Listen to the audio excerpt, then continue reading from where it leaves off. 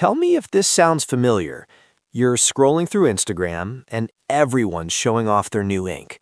Your coworker just got their third sleeve. Your cousin posted about their meaningful semicolon tattoo. Even your mom is considering getting something small and tasteful for her birthday.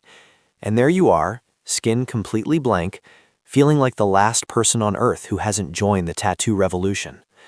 But here's what nobody's talking about.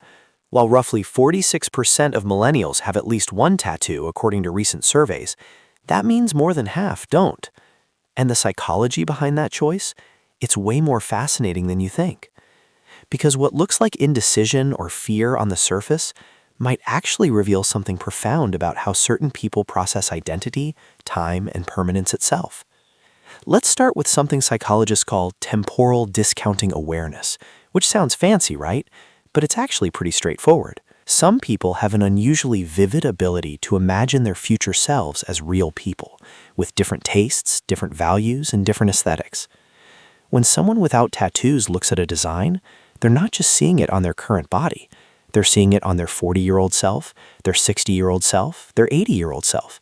They're running mental simulations of every possible version of who they might become. And here's the kicker. They can't commit because they genuinely respect that future person's autonomy. It's not cold feet. It's actually a weirdly empathetic relationship with your own timeline.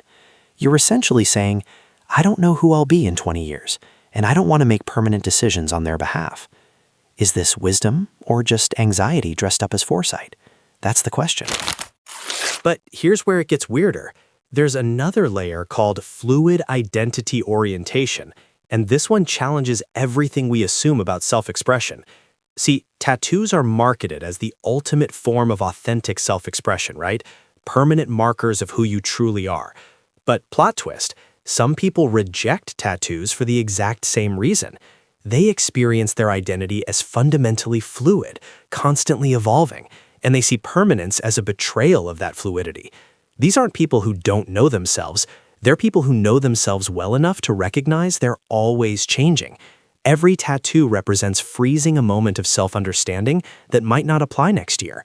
For them, the most authentic choice is refusing to pin down something that's meant to flow. Think about it. Which is more genuine?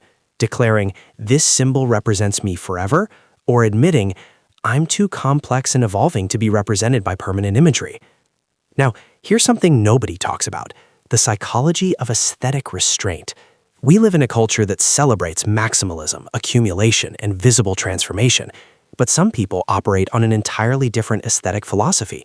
They find beauty in restraint, in what's not there, in negative space. This isn't about being boring or playing it safe. It's about subscribing to a minimalist worldview where your body doesn't need enhancement, where blank skin isn't a canvas waiting to be filled, but rather a complete statement in itself. Japanese aesthetics have a concept called ma, the beauty of empty space, of what's left unsaid. These individuals aren't avoiding tattoos because they fear them. They're actively choosing blankness as their aesthetic. And here's the complication.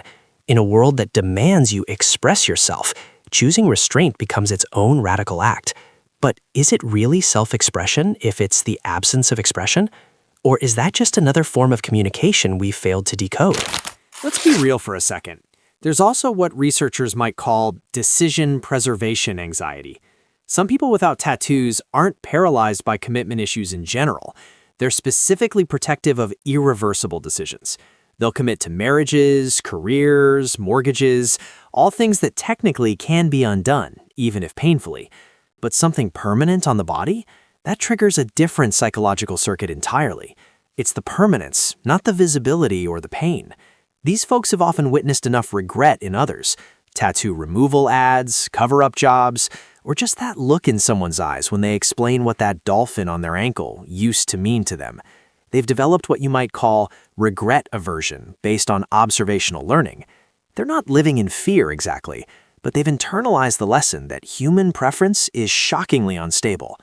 Before you think this is just overthinking, consider this. They might be the most psychologically realistic people in the room, the ones who've actually grasped how unpredictable desire can be. And here's the kicker that ties everything together. Some people who never get tattoos have what I'd call anti-tribal identity formation. Hear me out.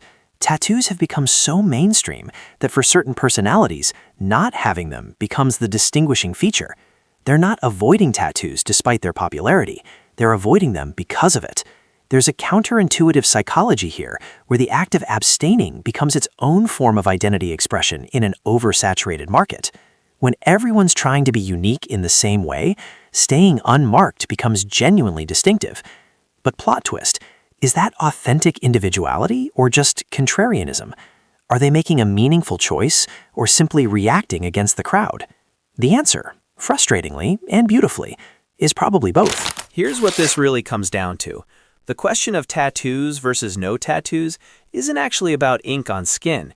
It's about how we each negotiate the tension between permanence and change, between declaring who we are and leaving room for who we might become, between adding and subtracting, between following and diverging. The people who never get tattoos aren't scared or boring or indecisive. They're navigating a complex psychological landscape where restraint, future orientation, and fluid identity all intersect. And honestly, both choices are valid. Whether you're covered in meaningful artwork or your skin remains blank as the day you were born, what matters is whether that choice came from conscious self-awareness or unconscious drift. The real question isn't to tattoo or not to tattoo, it's, do I understand why I've made the choice I've made? If this deep dive into the psychology of everyday decisions got your brain firing, hit that subscribe button because we explore the hidden patterns in human behavior every week. Drop a comment telling me what seemingly simple choice you've made that turned out to have complicated psychology behind it. I'll be reading every single one.